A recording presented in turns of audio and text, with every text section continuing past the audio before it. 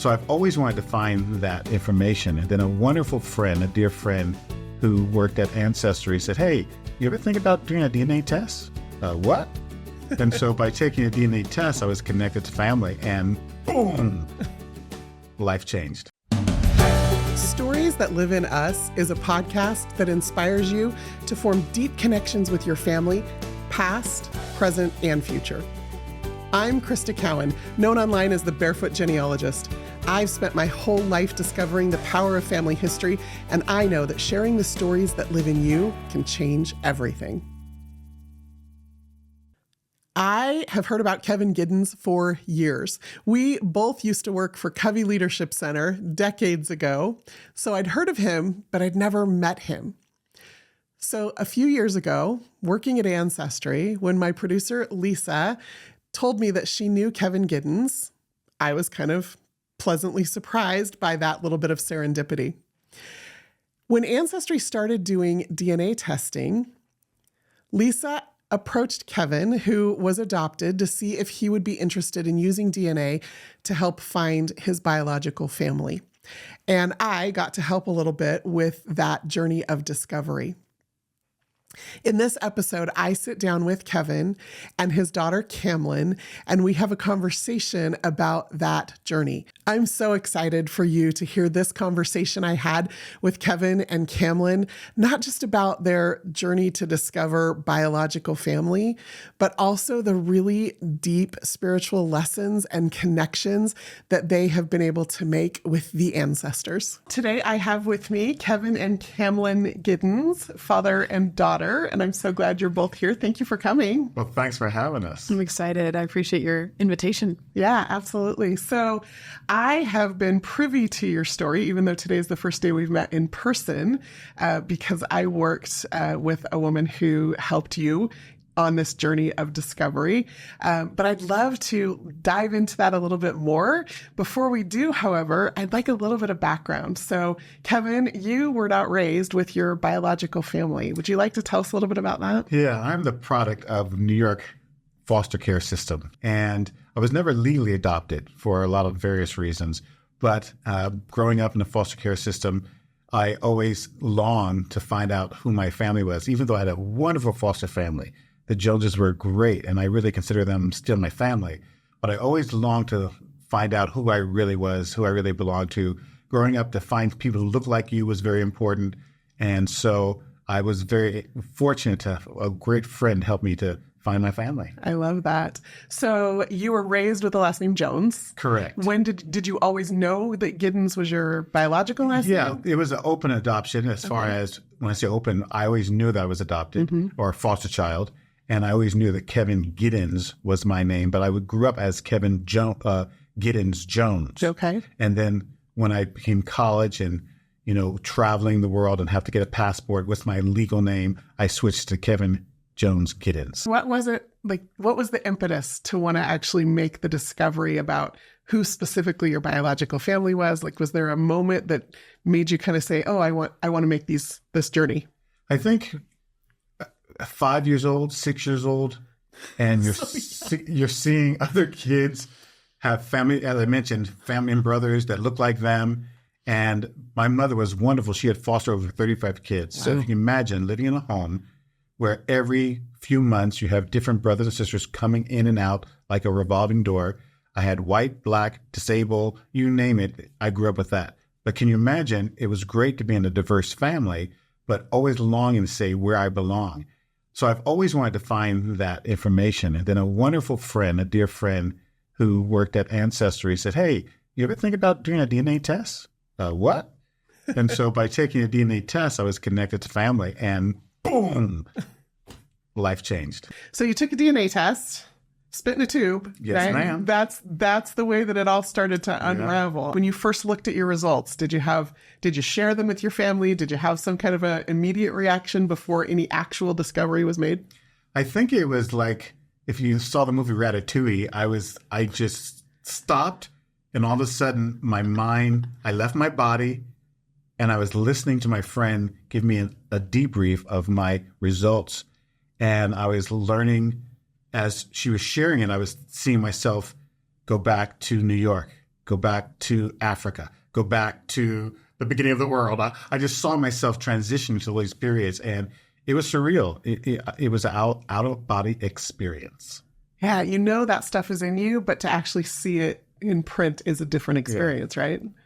Were you privy, Camlyn, to those early results? Yes, I remember. I feel like, I'm the kind of technical person in the family, so I feel like helping facilitate how do we see our results on Ancestry.com and like looking at the map and reading all those stories was really cool to have that visual and like Dad was saying, to imagine the journey that it took for my blood to arrive where it is now in time. As the connection started coming, do you remember like the first biological family member from your DNA match list that you were connected with? If I remember correctly, it wasn't your mom. It was a match, right? No, it was a cousin. And the cousin had information, and the cousin led me to my mother. Yeah. So tell me about that moment you first knew who she was, the moment you first spoke with her. Well, I was actually in Boise, Idaho, because I know the exact place. I was having dinner with a friend, and I was able to connect. I had left messages for her, and she had finally called me. And so in Boise, Idaho, I left the restaurant, went out into the street, and started having this conversation with this woman named Jacqueline Deborah Giddins. And the conversation in the very beginning said, I was doing a DNA test. I'm trying to find my mother, because now that I'm talking to the actual person, I can say the word my mother before I could say I'm looking for a family member. And I gave information, and she said these words, I am the woman on your birth certificate. And started crying. She started crying. And go ahead, Camlyn. I feel like you're from what you've told me from the story, like I have the conversation in my head, but as one of the things that she said was, tell me your birthday. Like that was the only thing she needed. That was so Cam was right. So in Boise, Idaho, in the street, trying to find out if this is really her. I said, I'm looking for my mother. The only thing I have is a name. And she said, what's your birth date? And I said, December 17th. And she said, do you know, I have been praying every December 17th. I would say a prayer that wherever my son is in the world, that he would be protected. So that told me she was remembering me. That I wasn't just giving up, that every December 17th, she was remembering me. And she said, I am the woman on your birth certificate. And so we just probably cried for 3 hours and then started talking again. Camlyn, do you remember when you first heard that story told to you? Same emotions like right now, how emotional it is to picture a woman praying for her son that she's been separated from. And I honestly have the sense that is what a lot of women have done that have been separated from their kids. African American, whatever your culture is, if you've been separated from your children, that just felt so deeply rooted for me. So I love that detail. And if you think about it, visually, it's like the links have been broken and now links have been connected. Physically broken, and now they're connected. And it's beautiful. Yeah. Thank you. And thank you for being willing to be emotional about that. I think it's important that we recognize that for some of these women, that has been a lifelong wound for them, and that there is an opportunity to heal that wound in some cases. And so it's just so beautiful that you were able to have that experience with her. You then made plans to actually meet her in person, or was that an immediate thing that you wanted to do, or did that take time? Yeah, it's like, when can we see each other? And so, we made plans to join our families together. So we arranged to meet in South Carolina to meet the family, and that my daughter documented that experience. She's a graduate in film, and she documented that experience. And we have the footage, we have the memories. It was surreal to see us meeting for the first time, to see our children meeting for the first time, not knowing if this family is going to connect, because through the years, a lot of things could be different, but we connected so beautifully. Our children look alike. They play alike. My sister has the same car I had. We have the same favorite colors. A lot of things I discovered in my mother and who she was, I realized DNA is powerful as far as my personality. Oh, that's why I do that. Oh, that's why I like that. I'm someone who is very accommodating to people, and to have a mother who's unapologetic, I really discovered, you know what? I can be myself. I can, it's not be your authentic self, be your best self, because sometimes we don't want your authentic self, because that's not a good thing. So we want you to be your best self. And she taught me to be my best self. Wow. There is so much to unpack there. I love this idea of you just taking the whole family out to meet her. Camlyn, was everybody in the family on board with that idea, or was there any hesitation around that? Oh, so excited. Okay. I don't think there was any hesitation at all. I think the hesitation was on my other family side. It was. They were nervous. They were telling my mom, you don't know this guy. DNA, he could be anyone. And my sisters and brothers, if they were here, they were all telling you, they were skeptical. They were nervous about meeting us. But when they saw us and saw our children, they said, when I saw your children and I looked at my children, there was no denial that Kevin was a part of this family. Yeah. Camlyn, you decided to document this experience. Tell me what the impetus was, why you wanted to do that, and then how you went about it. When I was studying film, my family stories were just a frequent source that I came back to, essentially. And so, I'd already done films in our home here in Utah. She's very humble. She did a film and won first place in the New York Film Festival for a documentary. And so she's being very humble. That's very sweet of you, Dad. So, yeah, and especially with this story like this, I was like, of course I need to film this, meeting this family for the first time. So it was fun. I remember filming even just the beginning conversations of planning on the phone where we're here, driving to the house, and then finally meeting at the house. And I had to just set up the camera and let it be still while we were just all meeting each other. Are there things you think you saw from behind the lens with that perspective that maybe people in the moment weren't necessarily seeing or experiencing? That's a very good question. I just feel I'm biased perhaps, but I felt like the love came through really clearly in our embraces and how we look at each other. The laughter. I saw Mama J's what I call her, Jacqueline Deborah Giddins.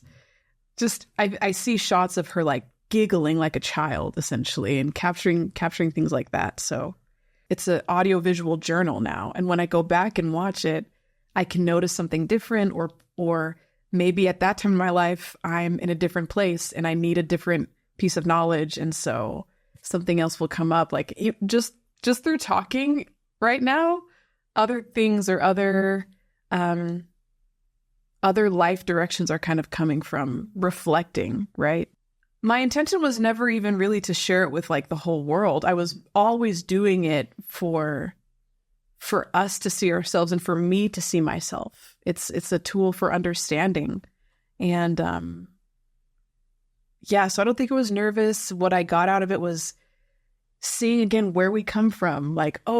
This value is a multi-generational value. When we came together and met, being in that house, it felt like what it felt like growing up. Our Sundays where we have music and we have food, that was still present in this family that we'd been separated from the whole time. That energy, those traditions, that way of living, it was so cool to see how far it goes back. Because we had the same likes in music, same likes in food, same likes in values. Everything was connected the same. It just grounds me in who I am. I loved the way that you put that about how, you have this part of your personality that you could start to see in these family members that is clearly part of the nature of who you are, but that there was some of the nurturing that she was able to do that kind of helped you maybe reshape the way that you move forward in the world now. So that was always in you because it's part of who you are in your DNA, but now you can kind of take that story that she shared, that personality that she shared, and it's changing the way you're moving forward in the world.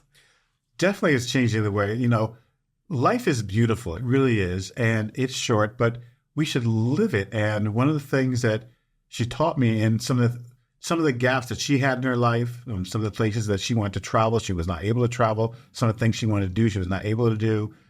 She instilled in me, Kevin, don't hold back, do it. And again, as I said before, don't be unapologetic. It's not about being rude or mean, but be who you are, have integrity, and live life to its fullest. She was really, really fun. I was able to take a road trip with her from South Carolina to New York. Just the two of you? Just the two of us. What? Yeah, we drove. We saw the color purple. We hung out in New York. We did a tour in South Carolina too. She loved like family history. She loved learning about Africa. So even learning about the communities, our history down there, Myrtle Beach, South Carolina areas. It was beautiful. I love that. I love that you both had that time with her. Camlyn, what about you? You had that time with her. Is there something you're going to take forward? Oh my goodness.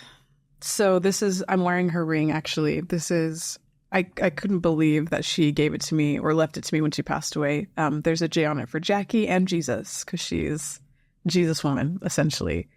I even interviewed her and got more of her spiritual story as well. And so what I take from Mama J is this spiritual foundation and this love. She had a very driven mission for her life, but also just this gathering together, essentially, I think is one of her legacies. I just had my cousin here for my birthday. So from this family that I've recently met, and this cousin just feels like a sibling. And I don't know, there's something that feels really special about this. And I feel like her story is really beautiful and we're very fortunate. And some people have the story and then some people don't when they meet their family members or birth family members. And one of the things that I feel like my cousin and I felt while we were together, because they said, I've never had this kind of connection with family members before, but I feel like it's something we can create, even if it's not present, even if it's not here. And I think that's one thing I'm taking away from Mama J is make a plan, create the environment, create the family relationships that you want to have. I'm really taking away the importance of family, gathering, connecting, and where things are broken, find ways to heal. There are a lot of families, and my family with her, there are a lot of secrets where a lot of people didn't know about me for a lot of different reasons. And so after I found my mother, we had to then go on a family tour to educate family members, her brothers, sisters, my cousins, that I existed and bring healing. And so I think there are a lot of families that before life is over, you got to find ways to heal. Yeah, secrets are a story all into themselves. Mm-hmm. And a lot of people become secret keepers instead of story keepers. And story keepers can become storytellers.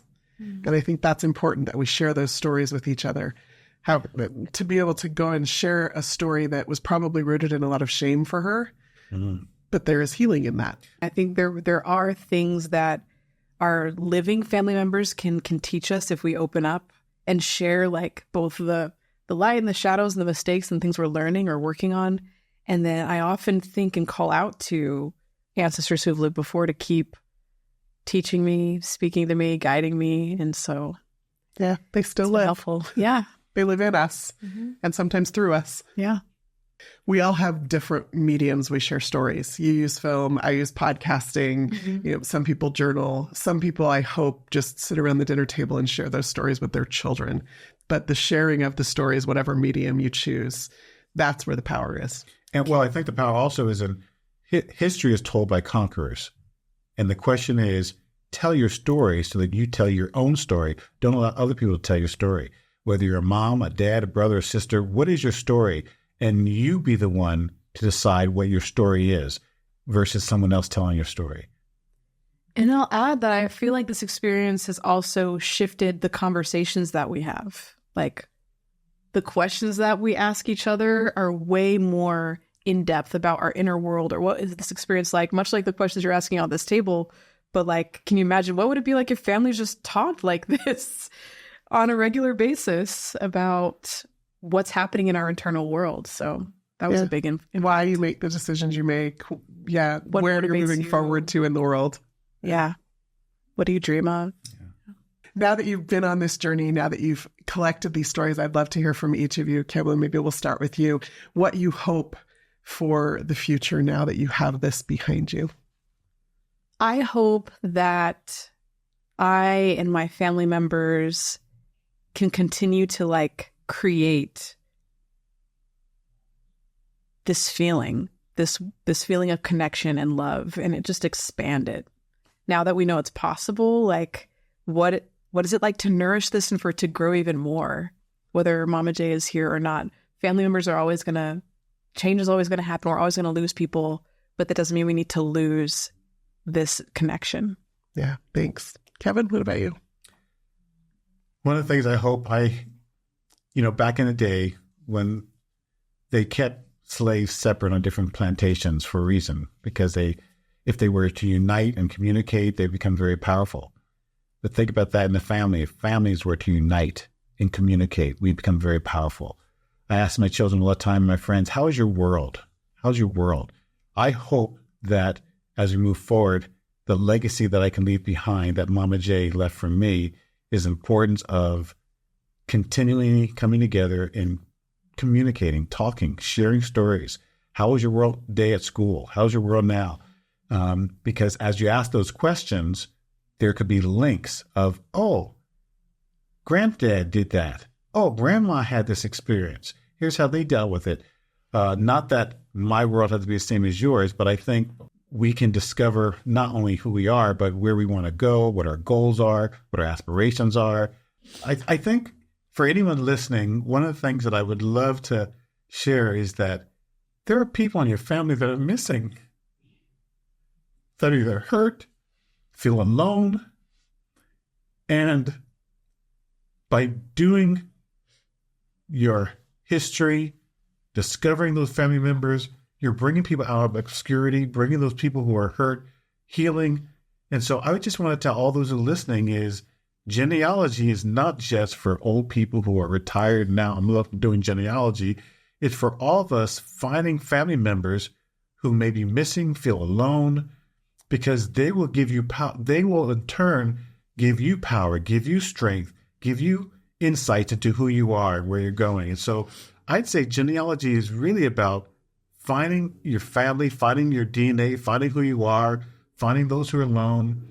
And so I just want to tell everyone listening, find your family, find people. There are people wanting to be found.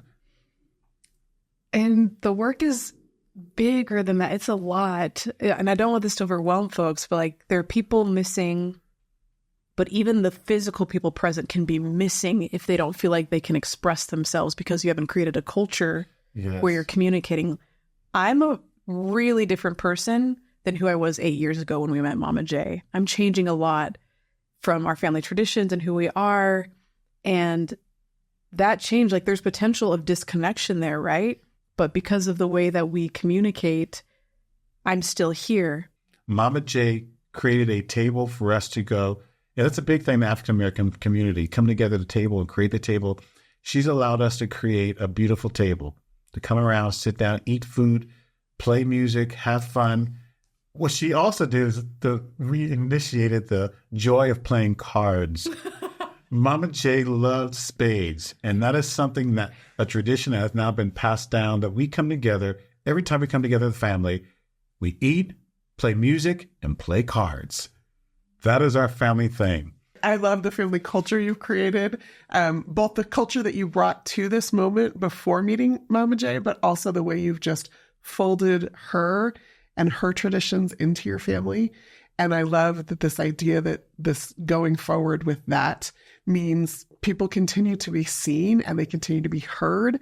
And life has changed. You're absolutely right, Camlyn. Like people change, we evolve, but the ability to stay connected means we have to continue to share our stories, both individually and collectively as a family. Thank you. Thank you both so much for sharing your relationship, your story, the stories of Mama J. I appreciate your time. Well, again, thank you. Thank you. I love reflecting. Have tissues next time when you come here. Apparently. Because, Well, that's all I've got for you on this episode of Stories That Live in Us. But here's some great news. One of the most valuable things you can do to help me and other potential listeners to find this show is for you to both rate it and leave a review. So, as a special bonus, if you write a review, Take a screenshot of it and email it to storiesthatlivein.us@gmail.com. And I will send you a free ebook with my top tips for discovering and sharing your own family history stories. Also, please share this podcast with anyone you think might enjoy it. Until next time, remember that sharing your family stories means better perspective, deeper connections, and a more empowering identity for you, your children, and your grandchildren, maybe even for generations to come.